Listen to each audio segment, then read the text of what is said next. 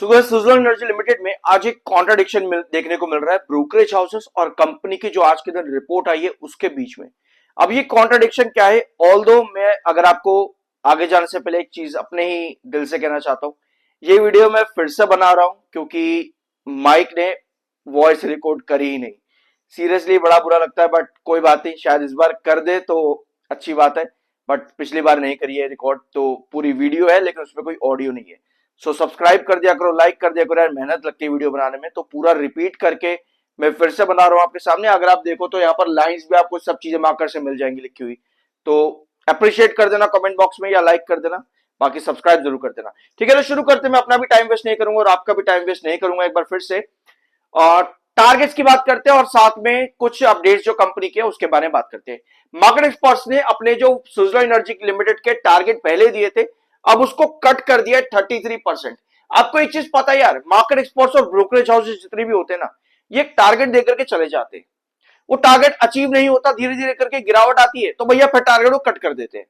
तो यार ये चीज बड़ी खराब है। मैंने आप लोगों के साथ कई बार कहा है कि मार्केट एक्सपर्ट्स या ब्रोकरेज हाउसेस कहीं भी आपको इस तरह की कोई भी टारगेट मिले तो कभी भी एंट्री मत कर जाओ एकदम से कि भाई मार्केट एक्सपर्ट्स ने टारगेट दे दिया है, क्योंकि ये मार्केट एक्सपर्ट्स टारगेट सुजलॉन में 80, 82, 78 के तब से दे रहे हैं जब 66 का प्राइस था सुजलॉन का, तब से दे रहे हैं।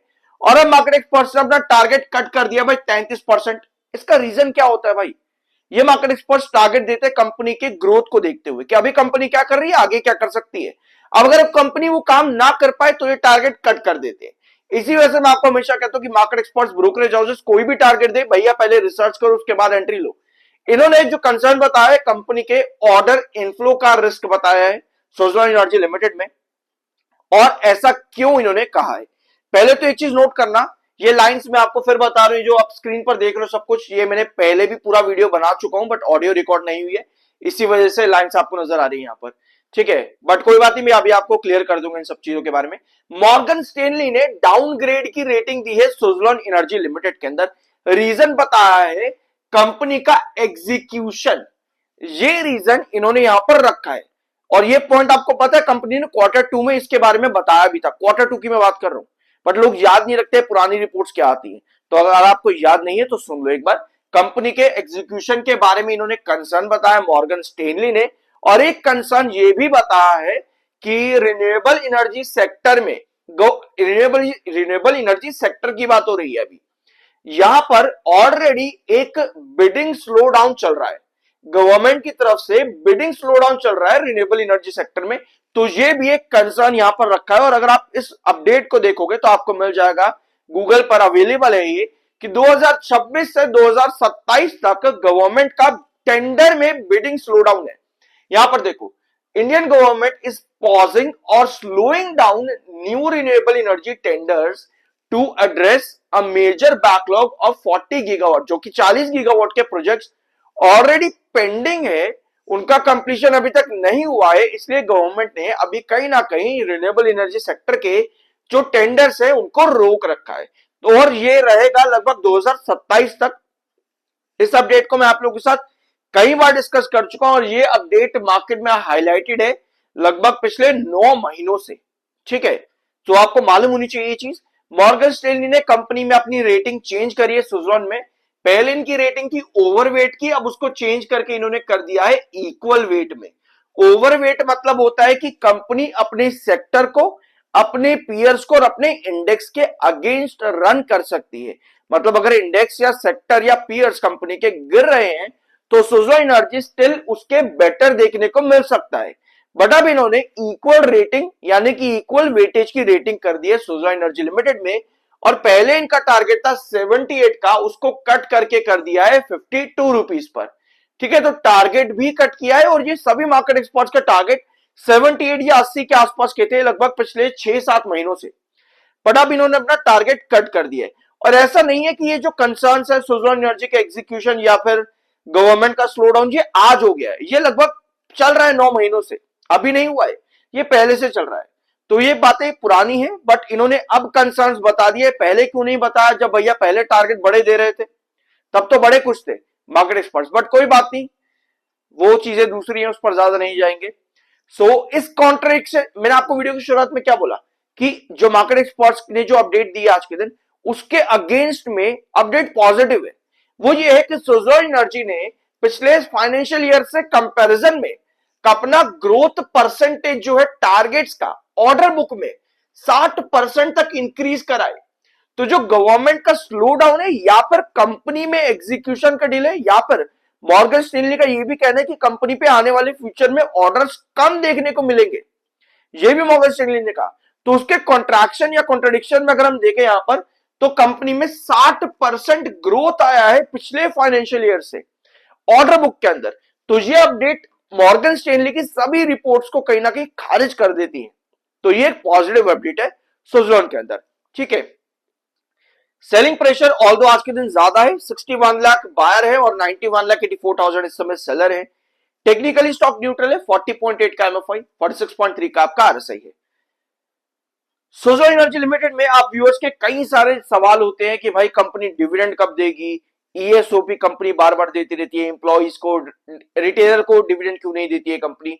अगर आप लोग के ये सवाल रहते हैं तो एक वीडियो क्लैरिटी के साथ आपके इन सभी सवालों पर ये अवेलेबल है मेरा चैनल पर, जरूर देख लेना। मार्केट एक्सपर्ट्स बार बार बुलिश होते हैं, ये पॉइंट भी आपको इस वीडियो में मिल जाएगा। प्रमोटर और फ्यूचर ग्रोथ कैसे काम करती है सुज़लोन एनर्जी लिमिटेड में, वो आपको मिल जाएगा। 3 महीने क्या होगा, ये सब चीजें चैनल पर अवेलेबल है, प्लीज जाकर के जरूर चेकआउट कर लेना।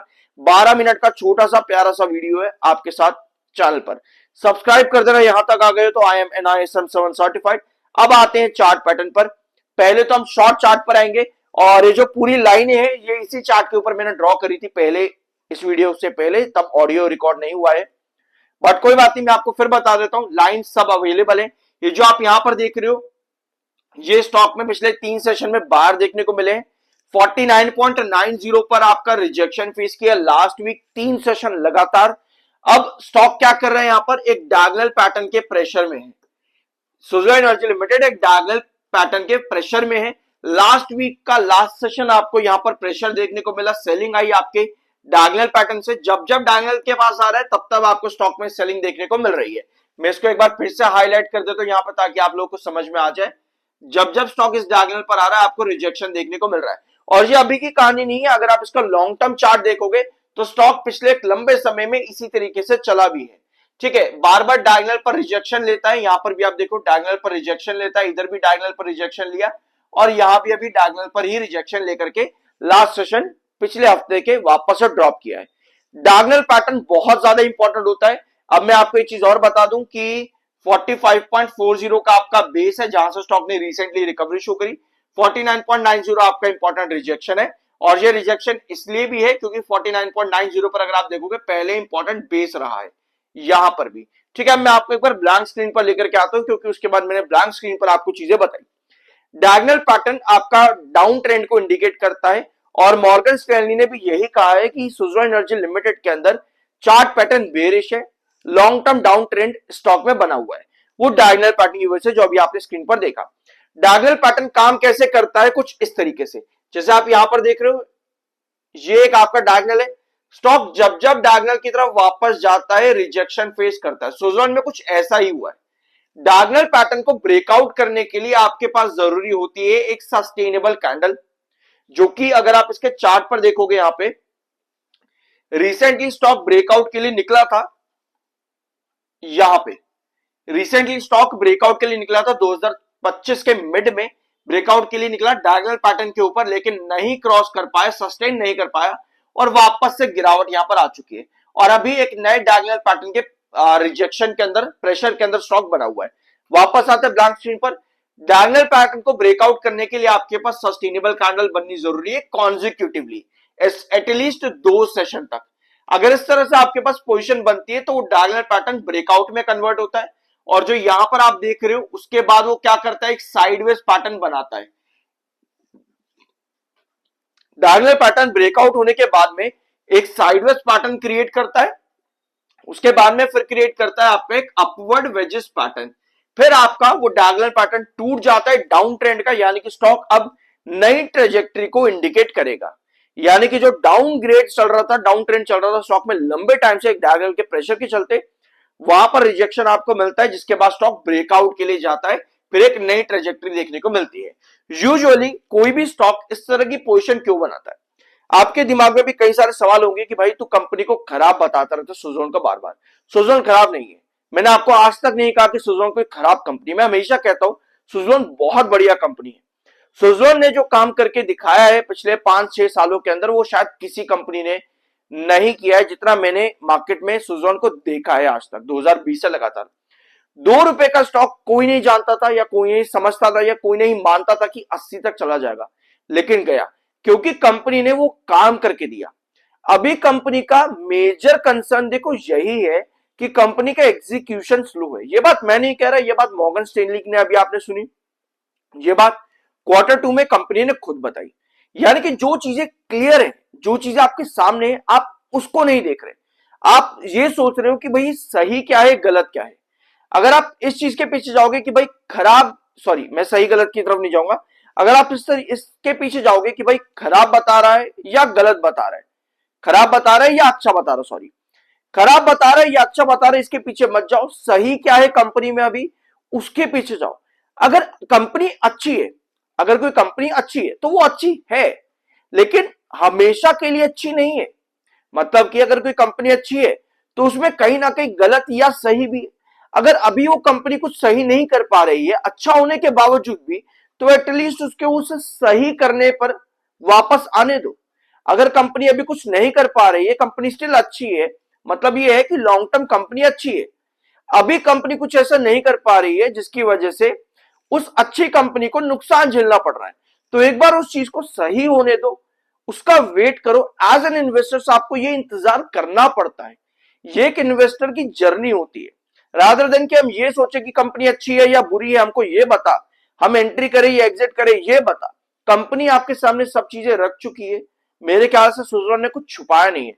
छुपाना होता तो रेजिग्नेशन जो कंपनी का जून 2024 में आता ना, वहीं पर ही सब चीजें छुप जाती। लेकिन कंपनी ने उस कंसर्न को लगातार बताया भी, मार्केट एक्सपर्ट्स में वो कंसर्न रहा भी और वो रेगुलरली बना रहा। Q2 में कंपनी ने उसको बताया भी कि हम एग्जीक्यूशन स्ट्रांग करेंगे, बट अगर कंपनी नहीं कर पा रही तो मतलब कि ये है कि वो अभी भी एक कंसर्न बना हुआ है।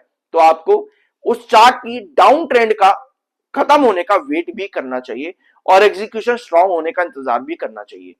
इससे ज्यादा मैं कुछ नहीं कहना चाहूंगा क्योंकि सभी पॉइंट्स मैं रिपीट कर रहा हूं। मैं पहले भी एक वीडियो बना चुका हूं, उसमें ऑडियो रिकॉर्ड नहीं हुई है, फिर मैं रिपीट कर रहा हूं। और कोई बात नहीं, वीडियो को यहीं एंड करते हैं। सब्सक्राइब जरूर कर देना, मिलता अगले वीडियो में।